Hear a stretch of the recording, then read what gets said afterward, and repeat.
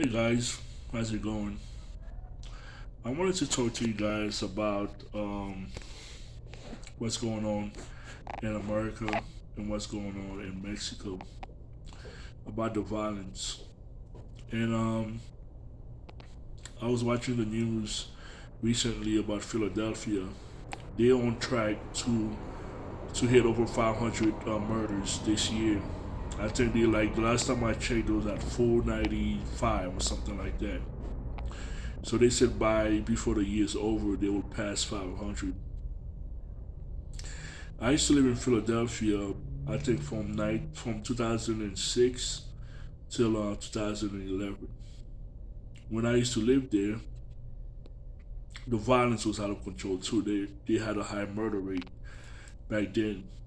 You know, Philadelphia is a city about maybe a million point two, a million point three people.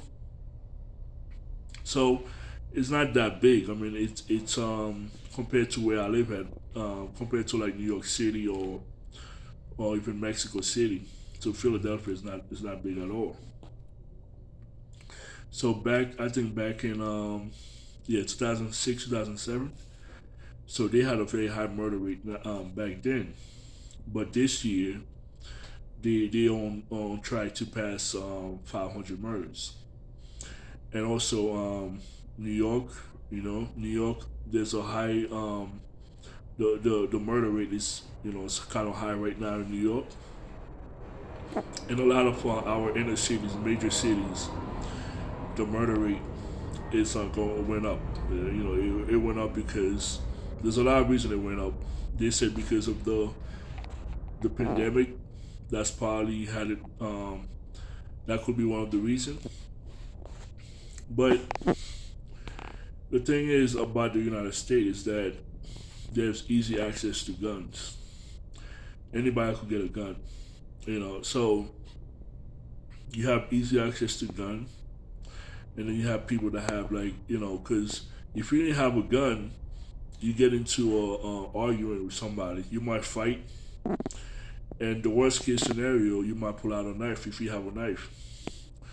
But now since it's easy to get a gun, if you get into an argument, you get into a very heated argument, first thing you're gonna do is pull out a gun and kill that person. So this is all a plan by the enemy to kill us. Like the Lord said, He only comes to kill, steal, and destroy. Because that person that take that life, if you kill somebody who's like 25 years old, that's almost taking the life of like three or four generations. Because that person could have at least two or three kids. So you're just wiping out a whole generation by taking the life of one person. And this is all the plan of the enemy. We're living in a time where everybody's angry for no reason, for no apparent good reason. People are angry all the time. Especially in the United States.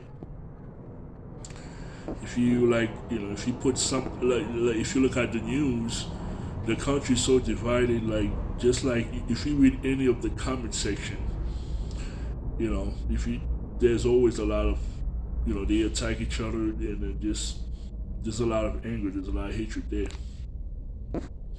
So when you have all these people that have guns, and then so that's the perfect that could create the perfect tinderbox for a civil conflict in the United States, since everybody have a gun. So you have people that we said, oh well, the reason why so there's a shootout, there's like a lot of those mass shootings, is because the person suffered mental illness. That's not true. Because from my research, most people that suffer any kind of mental illness, they usually kill themselves. The reason why there's mass shooting in the United States because people have easy access to guns. You know, that's the main reason. And then we also have a sin problem. People don't fear God. Everybody's living life on their own terms.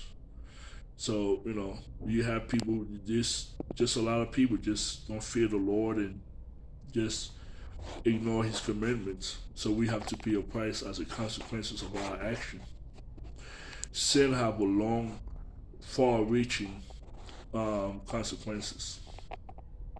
The sin that you commit today could follow you to the next generation. Your grandkids could suffer as a result of your sin. Your sin will find you out. So we have to pray for America. We have to pray for those victims who died, those who get killed by gun, by gunshot, those who get killed in the street for whatever reason. Life is precious and life is short. We cannot let live a life, you know, in rebellion against God. So because when you look at it, so many people are dying is because most of the reason they're getting killed is because of their rebellion against God.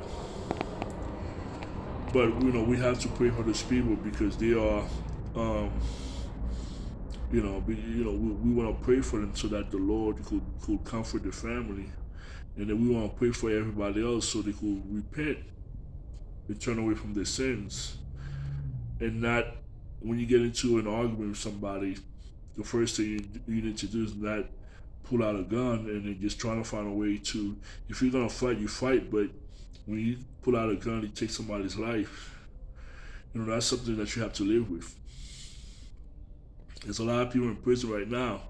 They wish they could have take that, take that back. They wish they could have take, when they murder somebody, they wish they could have take that back.